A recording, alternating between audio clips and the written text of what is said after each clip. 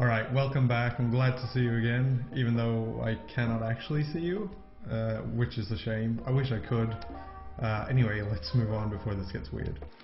Well done! Well done!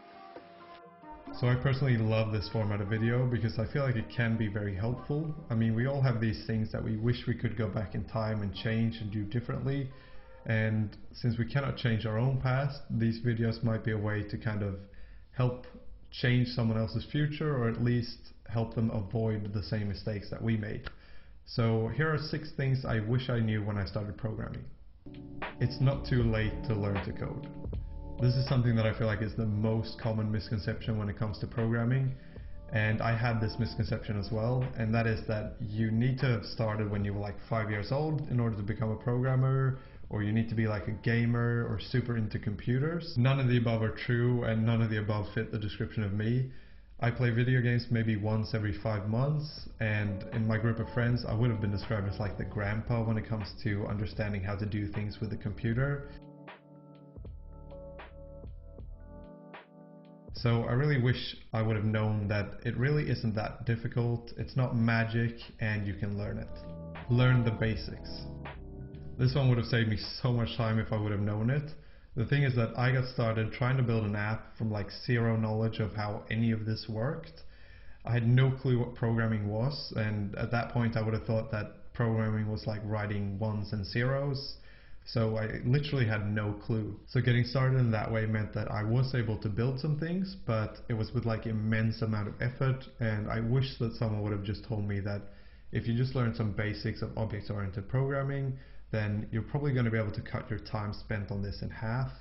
I mean, I feel like I wouldn't have listened, but if I would have listened, it would have been a tremendous help. And we're only talking about spending 1 or 2 hours per day for maybe 2 weeks trying to learn like the very basics. And if you do that, then you'll become an infinitely more capable programmer. And for most of the stuff that I build on this channel, I still rely pretty much entirely on this very basic programming knowledge. And I'll add a link in the description of this video to a good article that I found on the basics of programming. And I'll also add a link to my favorite book for learning the fundamentals of programming. It doesn't matter what language you choose, just pick one. Alright, so this one is a bit funny in a sense because I spent so much time trying to figure out which language to choose and trying to look at which language would be least likely to die or become like obsolete in a few years. And what's funny about it is I now realize that it would not have mattered which one I picked, because they're all so similar that you won't really have any trouble switching to another language in case that your language were to like die out completely. And also very few languages, if any, actually die out completely, especially if you look at the big ones. And even if you were to be super unlucky and your programming language was to die out and no new programs are written in it, there'll still be a ton of old programs that still need maintenance and updates that are written in your favorite language. So it really doesn't matter which one you pick, as long as you're excited about the language and as long as you have like project ideas and things you're excited to work on. And in case you're having like decision anxiety about which language to choose, I thought I'd just add my recommendations so that you have that at least.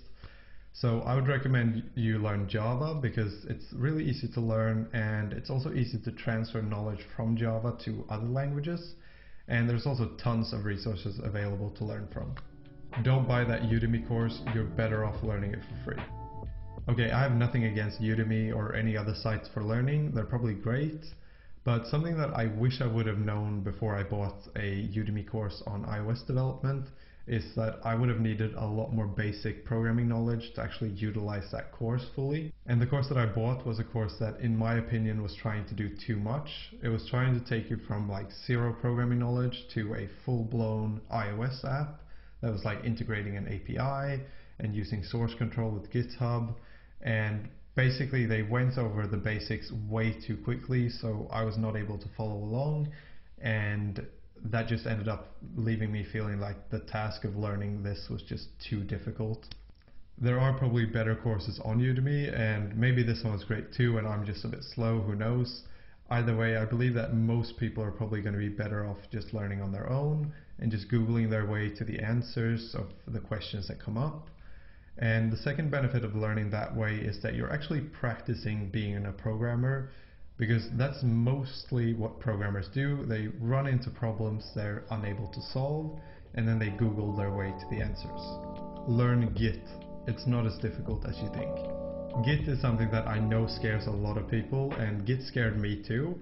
The terminal also scared me, and I believe the reason for this is that we're so unfamiliar with this way of interacting with the computer. However, that's not strange, and it might feel daunting and uncomfortable, but it really doesn't take too long until you understand it to the point of actually being able to use it.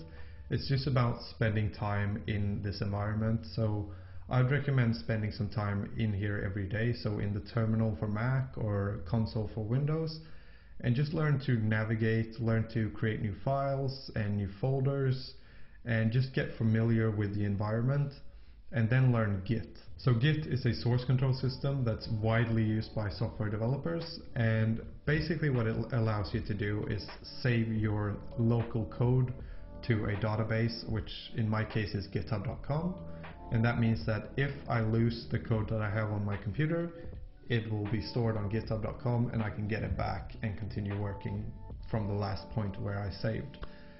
And Git does a lot more than this, but for now that's not really important.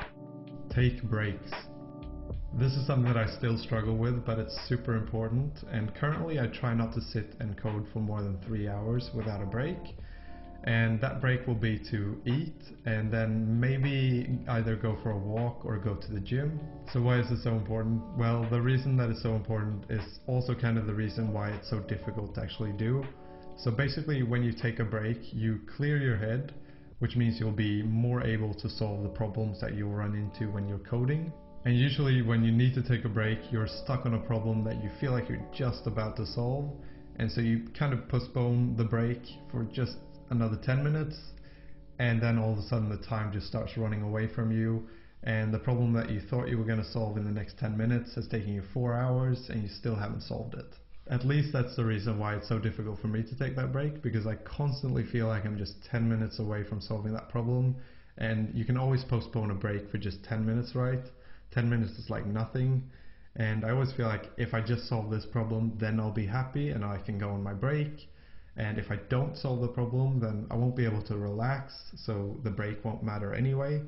But that's the point when you actually need to take the break. So in short, take more breaks, set a timer, and when the timer goes off, no matter where you are, where you're at, or how close you are to solving the problem, put your hands in the air, step away from the computer, and move away, take a break, do something else. Alright, I hope I gave you some new ideas on some things that maybe you haven't thought of before, or maybe I was able to cement some things that you've heard many times before.